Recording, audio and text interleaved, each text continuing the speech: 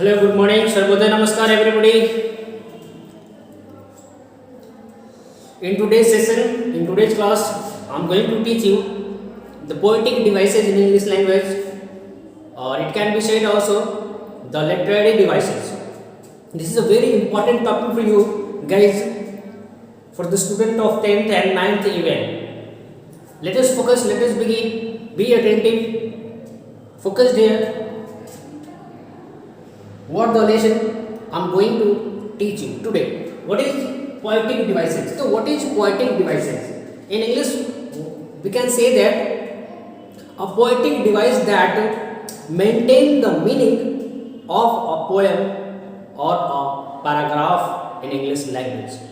इसी वर्ड को आप हिंदी में पढ़ते हैं, हिंदी में पढ़ते हैं अलंकार। हिंदी में इस वर्ड को पढ़ते हैं अलंकार। अलंकार बोले तो हिंदी में या इंग्लिश में किसी वर्ड को अपने तरीके से घुमा फिरा के सामने रखना और उसकी मीनिंग बहुत अच्छी होती है। जैसा बचपन के क्लास में आप लोगों ने रैम्स पढ़ा है, रैम्स। अब जो रैम्स होता है एक गाने के जैसे, एक गीत के जैसे आप गाते हैं, वैसे ही एक पोएटिक डिवाइसेज होती है।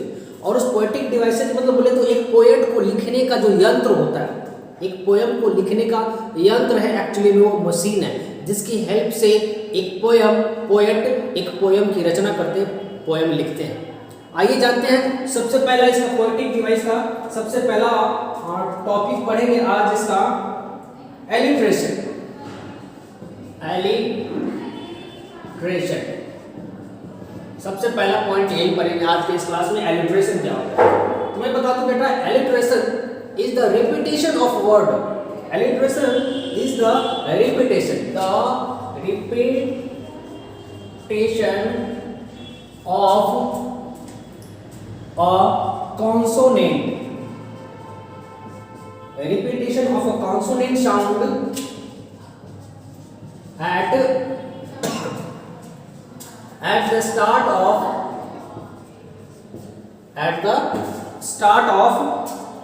two or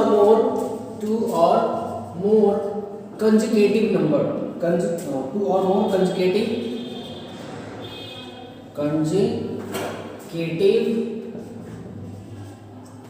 words।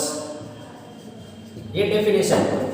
The repetition of consonant, यहाँ देखिएगा, the repetition of consonant sound at the start two और मोर कंसेक्यूटिव वर्ड्स।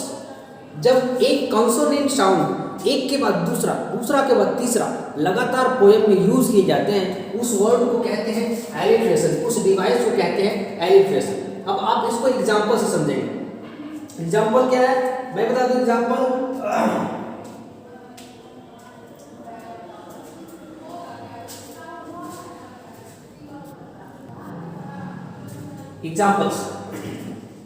एग्जाम्पल देख लीजिए, पोएम का एग्जाम्पल लिखेंगे कि 2 लाइन लिखेंगे जिसमें हम बताएंगे अ माउस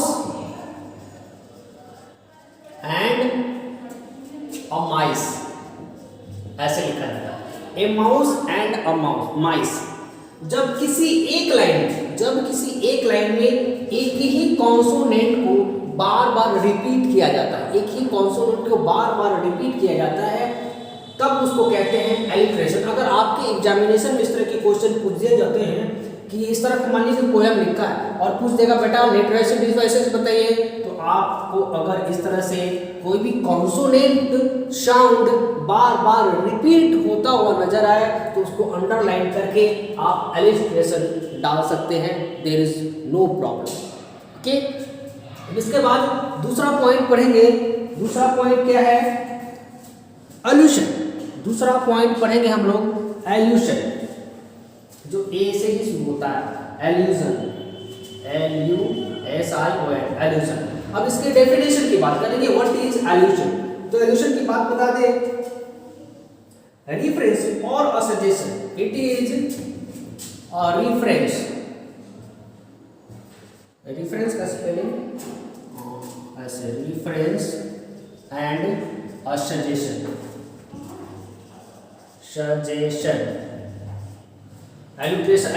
एल्यूशन क्या होता है? It is a reference and a suggestion to a historical or well known place, well known person, place or things, ये एल्यूजन होता है.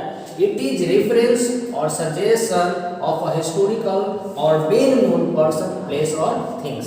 वैसे वर्ड्स को पोएटिक डिवाइस में एल्यूजन डिस्क्राइब करता है या रिफरेंस करता है जिसको लोग बहुत अच्छे से जानते हैं और पहचानते हैं, जानते हैं और पहचानते हैं. जैसे एग्जाम्पल की बात कर लें, एग्जाम्पल यहाँ पे लिखिए.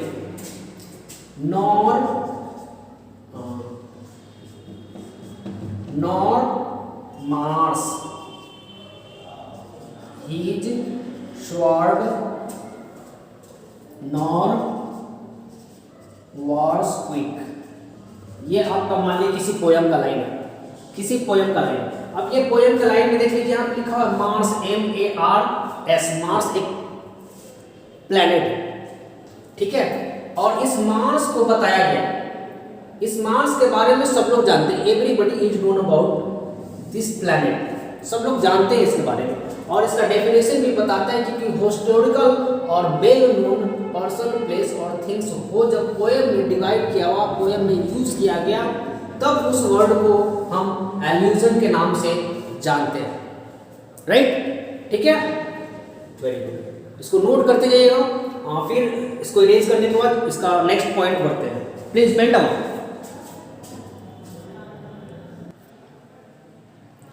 अब बात करेंगे एनाफोरा. अगला जो पोएटिक डिवाइस है उसको कहते हैं anaphora. Anaphora, what is anaphora?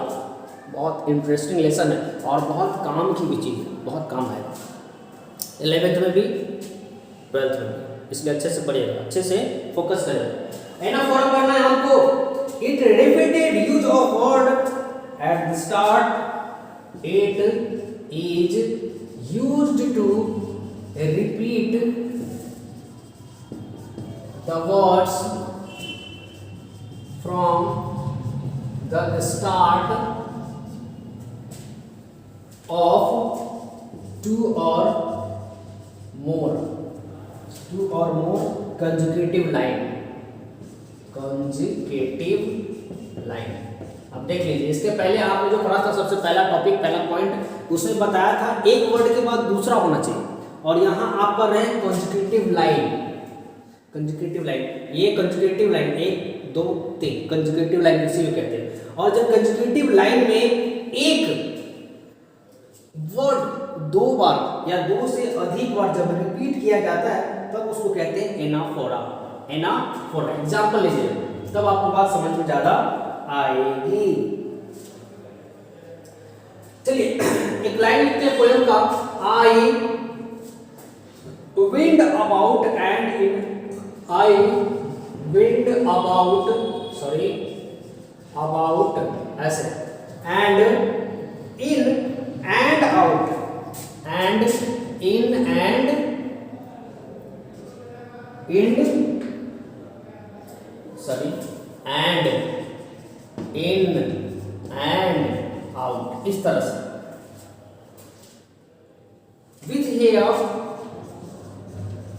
with here a blossom selling, blossom selling, ये लाइन है, blossom selling. And here and there, and here and there, a busy fraud, a busy fraud, ये line है. ठीक है. और लाइन में अब देखना क्या है, एनाफोरा ढूंढना है. लिखा हुआ है repeat the word from the start of 2 और more consecutive line. Consecutive line. अब यहाँ पे देख लीजिए, ये एक लाइन है, दूसरा लाइन है, तीसरा लाइन है, और तीसरा लाइन, तीनों लाइन में आपको वैसा वर्ड ढूंढना है जो रिपीट होता हो हर एक लाइन में. हर एक लाइन में रिपीट होता है. अब यहाँ देख लीजिए, आई है, यहाँ विथ है, यहाँ एंड है, कोई भी वर्ड रिपीट नहीं हो रहा. I was telling just when the two words from the starting of the line, from the starting of the line in consecutive line repeat himself again and again minimum 2 or more times, then this word is called anaphora. अब यहाँ पे देख रहे हैं and नामक जो दो word है ये कंसेक्यूटिव लाइन में अपने आप को दो बार रिपीट कर रहा है, दो से ज्यादा बार भी रिपीट करा होता तब ये होता एनाफोरा। देख लिया, नोट डाउन कीजिए, फिर इसको इरेज करके आगे बढ़ते हैं, आगे का पॉइंट पढ़ते हैं।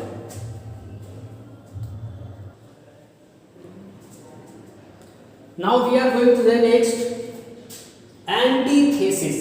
आगे पढ़ेंगे आप एंटीथेसिस। अब ये बेटा एंटीथेसिस क्या होता है, तो डेफिनेशन में लिखा है ऊपर, आप ऑब्जर्व कर सकते हैं, लिखा है it is used at the opposite word in close placement.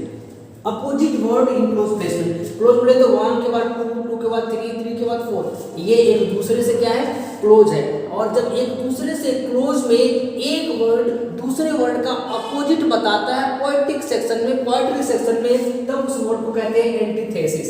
अब एग्जांपल देंगे तब आपको समझ आएगा। एग्जांपल लिखिए, from night from dusk to dawn, every night from dusk to dawn. अब ये देखिए, ये किसी पोएम का लाइन है, तो ये लिखा है एवरी नाइट। अब ये जो नाइट है, नाइट मतलब अंधेरा, dawn sorry very sorry dusk, night और डस्क, नाइट मतलब अंधेरा, डस्क मतलब प्रकाश, उजाला। अब ये दोनों वर्ड एक दूसरे के क्या है, अपोजिट। और जब किसी पोयम में दो एक दूसरे के अपोजिट वर्ड एक के बाद दूसरा प्लेस्ड होता है, तब उस वर्ड को कहते हैं एंटीथेसिस। इसको भी नोट कीजिए।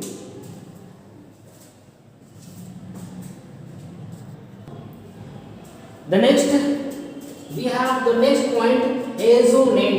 एजोनेंट ये पढ़ेंगे, एजोनेंस नाम का नेक्स्ट पॉइंट है, इसको पढ़ेंगे।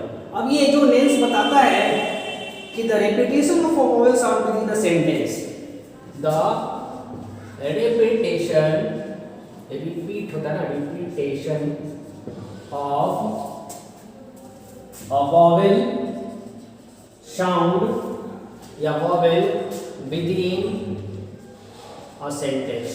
जब एक ही सेंटेंस में जब कोई वॉवेल अपने आप को बार बार रिपीट करता है, तब उसको कहते हैं एजोनेंस।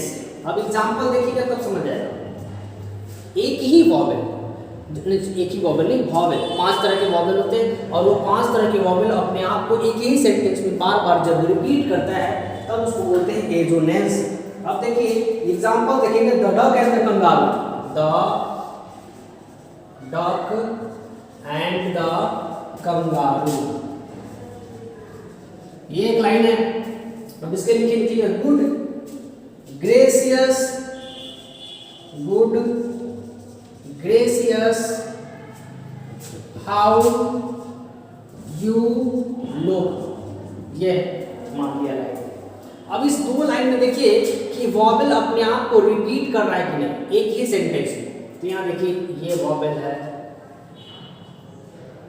ये वॉवेल है, ये वॉवेल है, ये वॉवेल है, ये वॉवेल है, ये दोनों वॉवेल से है, ये दोनों वॉवेल से, ये वॉवेल से, ये वॉवेल से, ये वॉवेल से, ये वॉवेल से, ये वॉवेल से। मतलब वॉवेल एक सेंटेंस में बार बार अपने आप में क्या करता है, रिपीट करता है। और जब एक वॉवेल अपने आप को बार बार एक ही सेंटेंस में एक ही लाइन में बार बार रिपीट करता है, तब उसको कहते हैं assonance.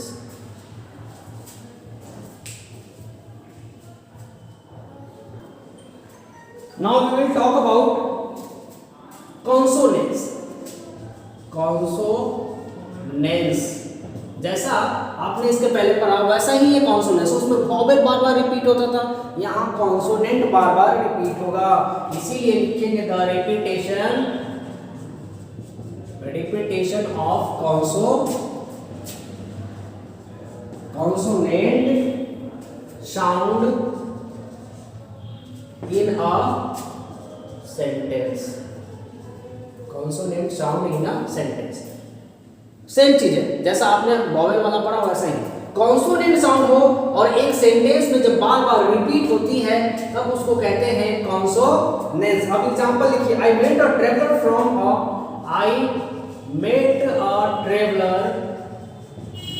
From an antique land. अब ये एक लाइन है पोएम का, तो यहाँ पे क्या करना है, बार बार एक कॉन्सोनेंट रिपीट होना, बार बार एक कॉन्सोनेंट रिपीट होता है, तब उसको कहते हैं कॉन्सोनेंस। अभी बार बार रिपीट कौन हो रहा है,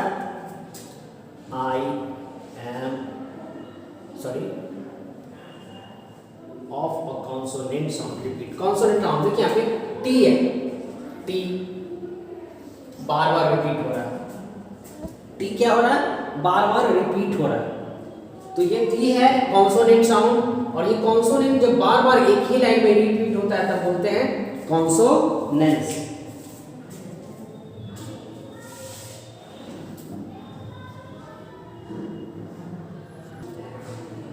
अब नाउ आगे बढ़ेंगे, इंजैम्पमेंट,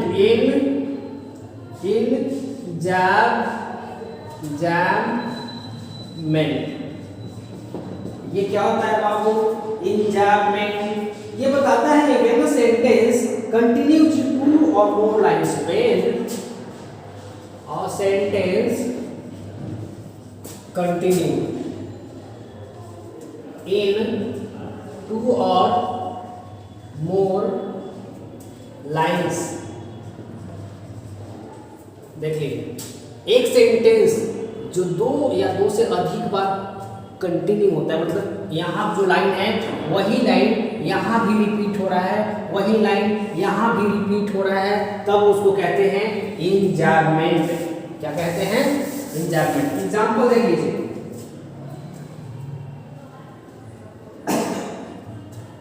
they tell them a curious story, I don't believe this, I don't believe this।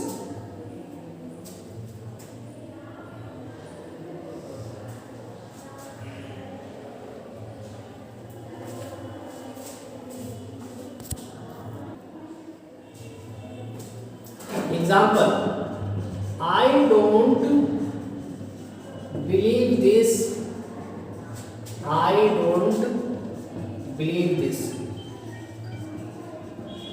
जब एक ही लाइन 2 बार या 2 से 3 बार रिपीट होता है, मतलब एक लाइन जब बार बार रिपीट होते हैं तब उसको कहते हैं इंजैम्पमेंट। नोट कीजिए।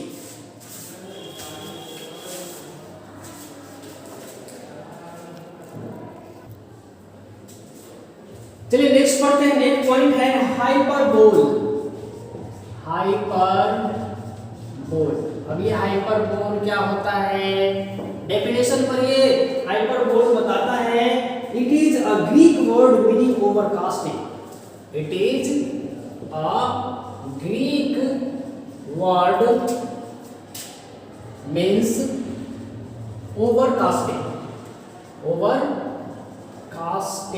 ओवरकास्टिंग बोले तो किसी बात को बढ़ा चढ़ा कर जब बोलते हैं, पोएम में जब किसी बात को बढ़ा चढ़ा कर बोलते हैं उसको कहते हैं ओवरकास्टिंग। एग्जाम्पल देखिए, आप किसी लाइन के पोएम में देखेंगे,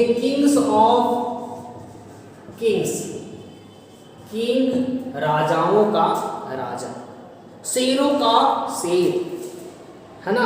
इस तरह से जब किसी बात को बढ़ा चढ़ा कर लिखते हैं या बोलते हैं, एम्फसाइज करते हैं, एक्चुअली में इस वर्ड को ज़्यादा फोर्स करके बताने की कोशिश करते हैं, तब होता है वो हमारा हाइपरबोल।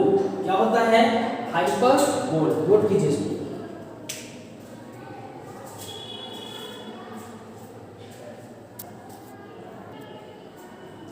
इसके बाद पढ़ेंगे इमेजरी।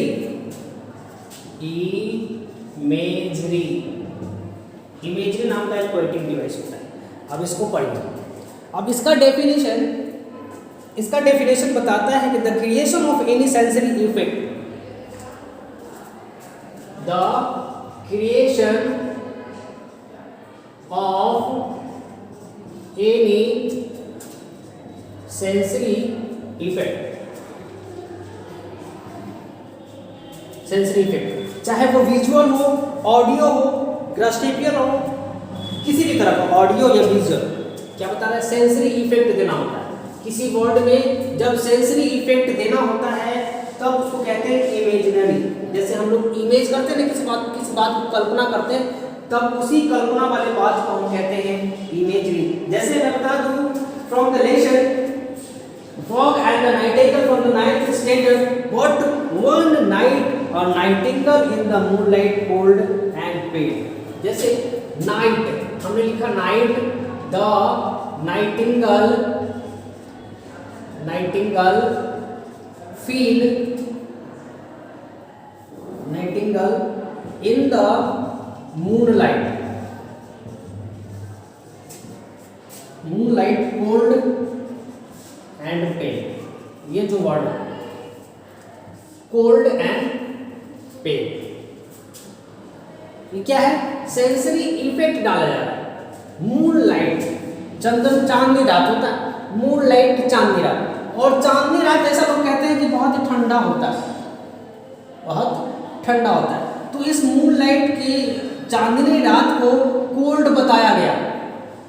क्या बताया गया, कोल्ड बताया गया। तो इसी को कहते हैं sensory effect, sensory effect creation कहते हैं। ऑडियो भी कह सकते हैं, वीडियो भी कह सकते हैं, विजुअल भी कह सकते हैं, ऑर्गेनिक भी कह सकते हैं, काइनेस्थेटिक भी कह सकते हैं। दूसरे वर्ड में बताते हैं सोल्ट्री लून, beneath the summer moon, beneath the summer moon. अब ये जो समर का मून होता है, समर का मून, अब ऐसा तो नहीं कि जो समर का मून होता है वो समर के जैसा एकदम गर्म होता है। समर का मून क्या गर्म होता है, हॉट होता है? नहीं, वो भी इस समर में भी कोल्ड ही होता है। समर में भी क्या होता है, कोल्ड होता है, और विंटर में भी कोल्ड होता है। तो ये क्या कर रहा है, ये जो वर्ड है ये आपस में क्या कर रहा है, इसको सेंसरी इमेज दे रहा है, इमेजिनेशन बता रहा है। और जब किसी वर्ड से किसी बात की इमेजिनेशन करते हैं ना बच्चा, तब उसको कहते हैं imagery devices of the poem. Now we will discuss about inversion. क्या पढ़ेंगे बच्चा, inversion.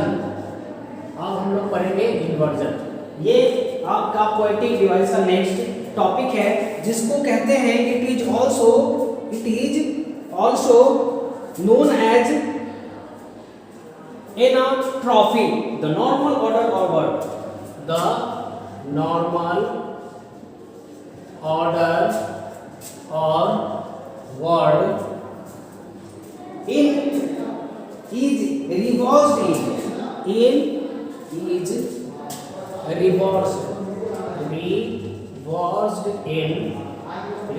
in order to achieve something or effect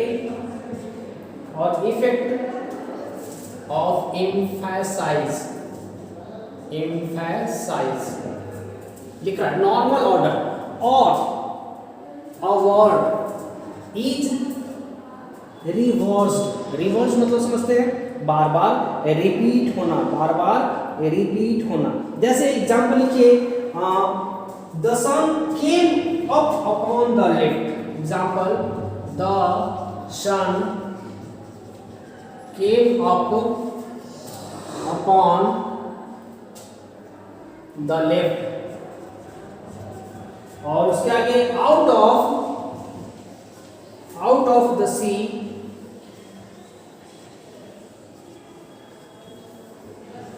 came he।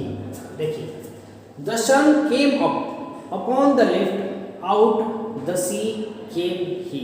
अब यहाँ पे जो थोड़ा सा मुश्किल है, इसको कैच करने की कोशिश कीजिएगा। देखिए, नॉर्मल ऑर्डर क्या लिखा वहाँ पे, नॉर्मल ऑर्डर। उस ऑर्डर को क्या करता है, रिवर्स कर देता है, उलट देता है, पलट देता है। किस लिए, अचीव करने के लिए, कुछ इफेक्ट डालने के लिए, कुछ फोर्स डालने के लिए, कुछ ऊपर करने के लिए, कुछ नीचे करने के लिए। अब ये करें कि ये जो सन है वो ऊपर उठता है लेफ्ट साइड से, ऊपर उठता है लेफ्ट साइड से, किसके ऊपर उठता है? सूर्य के ऊपर, सॉरी सी के ऊपर, सी के में। ये जो मान लीजिए कि यहाँ पर एक समुद्र है और यहाँ से सूरज निकलता है, पहले इसके अंदर छुपा रहता है, माई हॉरिजन है ये, और इसके ऊपर से निकल के यहाँ आता है, फिर यहाँ आता है, फिर यहाँ आता है, फिर यहाँ आता है, फिर यहाँ आता है। ये सूरज यहाँ से निकल के ये अपने गतिशील पाथ पर जाते रहता है। और यही कह रहा है कि एक नॉर्मल ऑर्डर को अपने एम्फासाइज के लिए, अपने अचीवमेंट के लिए, अपने कुछ इफेक्ट डालने के लिए जब किसी वर्ड को उलट पलट कर देते हैं तब उसको कहते हैं इन्वर्जन, उलट पलट कर देते हैं। जैसे आपने पढ़ा होगा विंड को विंडी लिखते हैं, विंड, ये मैं बता रहा था मेटाफोर। अब ये इसका डेफिनेशन बता रहा है कि it is an indirect comparison. क्या है बेटा? Indirect comparison. अब क्या करता है पोयम में, पोएट जो होते हैं वो पोयम में किसी एक चीज को दूसरे चीज से कंपेयर कर देते हैं, जैसे इंसान का जानवरों से, पहाड़ का नदियों से, नदियों को समुद्र से, समुद्र का चोटी से, इस तरह से कंपैरिजन कर देते हैं। और जब एक इनडायरेक्ट कंपैरिजन पोएम में पोएटिक डिवाइस के रूप में होती है तब उसको कहते हैं मेटाफोर। जैसे हमने यहाँ पे लाइन लिखी है, देख लीजिए, all the world is a stage, all the world is a stage. अब ये वर्ल्ड अलग चीज है, स्टेज अलग चीज है, लेकिन दोनों को क्या बताया? वर्ल्ड को भी स्टेज कहा और स्टेज को ही वर्ल्ड कह दिया। दूसरे लाइन में देखिए, ये है फील्ड, ये है क्लाउड्स, और इन दोनों को राइटर ने बता दिया क्या? लवर्स। जबकि ये फील्ड अलग चीज है, क्लाउड अलग चीज है, लेकिन दोनों को कंपेयर करके क्या बना दिया? दोनों के दोनों लवर्स। और जब इस तरह से इनडायरेक्ट कंपैरिजन जब किसी नाउन प्रोनाउन के बीच होती है पोएम में, इसके आगे में पढ़ेंगे रैम्स। ये लिखा हुआ रैम्स, इंटरनल और end rhyme to create, internal और राइम, इंटरनल और rhyme end, sorry end rhyme, end rhyme to create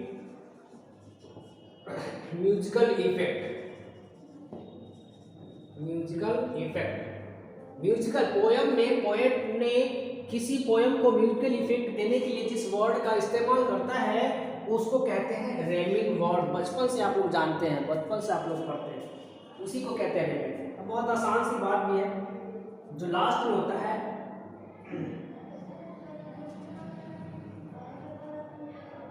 जैसे लिखते हैं example, twinkle twinkle little star, twinkle twinkle little star, how are wonder what you are, star rhyming है।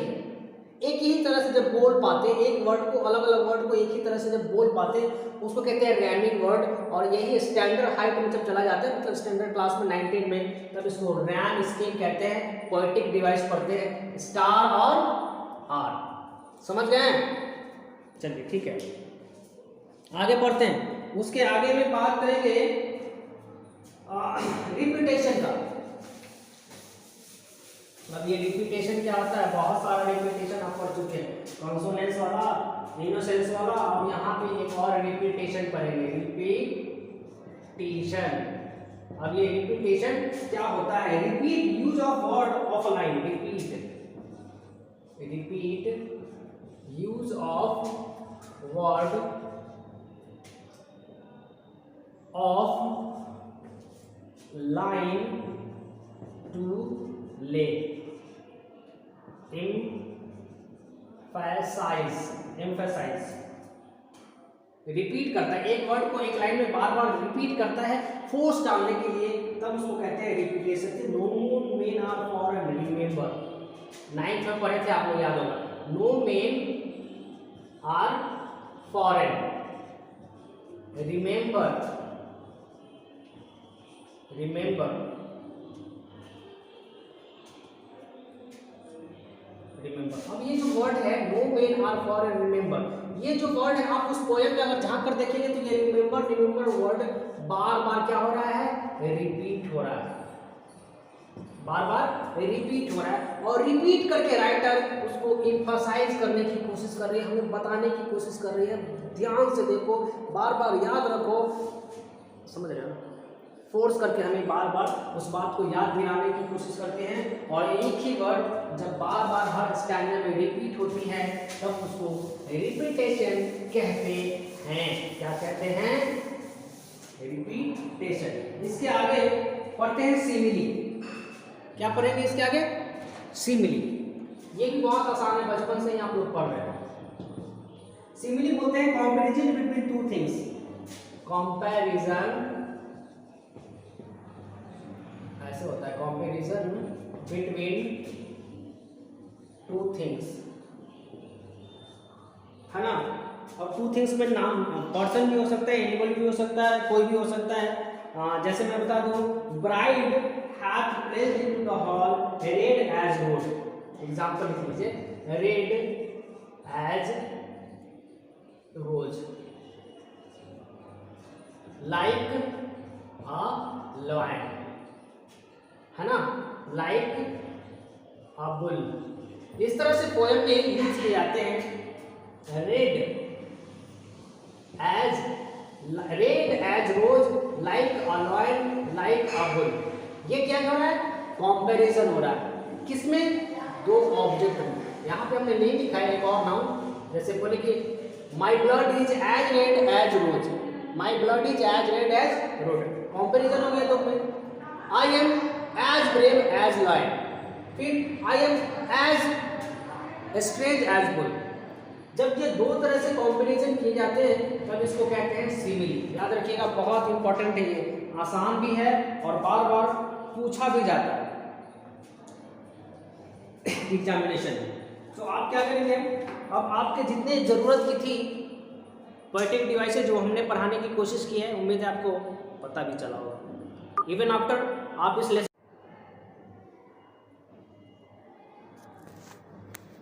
ये है आपका next number poetic device जिसको आप पढ़ रहे हैं यहाँ पे, जिसका नाम है मेटाफोर। अब मेटाफोर का डेफिनेशन देखिए, बताया जा रहा है it is an indirect comparison of two noun और pronoun in the field of poem. Poem की दुनिया में जब एक चीज का दूसरे चीज से इनडायरेक्टली कंपैरिजन की जाती है तब उसको कहते हैं मेटाफोर। अब यहाँ पे देख लीजिए, हमने लिखा वर्ल्ड और स्टेज। राइटर ने क्या किया, वर्ल्ड को स्टेज बताया और स्टेज को वर्ल्ड बताया, दोनों को आपस में क्या किया, कंपैरिजन कर दिया है। वर्ल्ड इज अ स्टेज, और इसीलिए ये एक पोएटिक डिवाइस है मेटाफोर नामक। यहाँ पे देखिए फील्ड है, क्लाउड है, field and clouds are lovers. Writer ने बादल को और खेत को लवर बता दिया। ये दोनों अलग अलग चीज है ना। तो फिर लवर्स कैसे बता दिया राइटर ने? तो ऊपर डेफिनेशन बताता है, इनडायरेक्ट कंपैरिजन करते हैं। डायरेक्ट बादल का बादल से कंपैरिजन है ना, खेत का खेत से कंपैरिजन होती है, तब डायरेक्ट कंपैरिजन होती है, और इस तरह से इनडायरेक्ट कंपैरिजन होती है। ठीक है, आगे बढ़ते हैं।